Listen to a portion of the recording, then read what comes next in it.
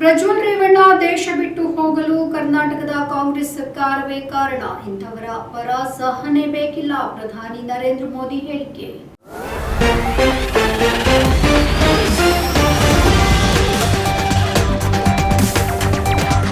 ಹಾಸನದಲ್ಲಿ ನಡೆದಿರುವಂತಹ ಸಂಸದ ಪ್ರಜ್ವಲ್ ರೇವಣ್ಣ ವಿರುದ್ಧ ಲೈಂಗಿಕ ದೌರ್ಜನ್ಯ ಪ್ರಕರಣ ಈ ಕುರಿತು ಪ್ರಧಾನಿ ಮಾತನಾಡಬೇಕು ಅಂತ ಕರ್ನಾಟಕ ಕಾಂಗ್ರೆಸ್ ಒತ್ತಾಯಿಸಿದ ನಂತರ ಮೊದಲ ಬಾರಿ ಈ ಪ್ರಕರಣದ ಕುರಿತು ಪ್ರತಿಕ್ರಿಯೆ ನೀಡಿರುವಂತಹ ಮೋದಿಯವರು ಪ್ರಜ್ವಲ್ ದೇಶವನ್ನ ಬಿಟ್ಟು ಹೋಗಲು ಕರ್ನಾಟಕದ ಸರ್ಕಾರವೇ ಕಾರಣ. ಈ ಪ್ರಕರಣದಲ್ಲಿ ಕ್ರಮವನ್ನ ಕೈಗೊಳ್ಳುವ ಹೊಣೆಗಾರಿಕೆ ಕರ್ನಾಟಕ ಸರ್ಕಾರಕ್ಕೆ ಇರೋದ್ರಿಂದ ಅವರೇ ಅದಕ್ಕೆ ಮುಂದಾಗಬೇಕು. ಅದನ್ನ ಬಿಟ್ಟು ಕೇಂದ್ರ ಸರ್ಕಾರದ ಮೇಲೆ ದೂಷಣೆಯನ್ನ ಮಾಡಿದ್ರೆ ಏನು ಪ್ರಯೋಜನ?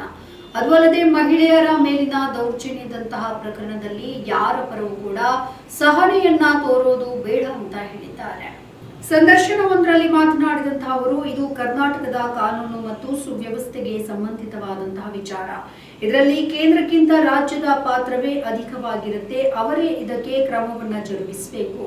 ಪ್ರಜ್ವಲ್ ದೇಶವನ್ನ ಬಿಟ್ಟು ಹೋಗಿದ್ದಾರೆ ಅಂದ್ರೆ ಅದಕ್ಕೆ ಕಾಂಗ್ರೆಸ್ ಸರ್ಕಾರವೇ ಅವಕಾಶ ಮಾಡಿಕೊಟ್ಟಿದೆ ಅಂತ ದೂರಿದ್ದಾರೆ. ಸಂಸದರು ಮಹಿಳೆಯರ ಮೇಲೆ ಲೈಂಗಿಕ ದೌರ್ಜನ್ಯ ಎಸಗಿದ ಸಾವಿರಾರು ವಿಡಿಯೋಗಳು ಕಾಂಗ್ರೆಸ್ನವರೇ ಹೇಳ್ತಾ ಇದ್ದಾರೆ. ಅವೆಲ್ಲವೂ ಕಾಂಗ್ರೆಸ್ ಮತ್ತು ಜೆಡಿಎಸ್ ಜೊತೆಗೆ ಹೊಂದಾಣಿಕೆ ಮಾಡಿಕೊಂಡ ಕಾಲವದು ಅಂತ ಹೇಳಲಾಗ್ತಾ ಇದೆ. ಇದನ್ನ ಗಮನಿಸಲು ಕೂಡ ತಿಳಿಯುತ್ತೆ. ನಾವು ಒಟ್ಟಿಗೆ ಅಧಿಕಾರ ನಡೆಸುವಾಗಲೇ ಈ ಎಲ್ಲಾ ವಿಡಿಯೋಗಳನ್ನ ಒಟ್ಟಿಗೆ ಇರಿಸಿಕೊಂಡು ಈಗ ಬಿಡುಗಡೆ ಮಾಡಿದ್ದಾರೆ.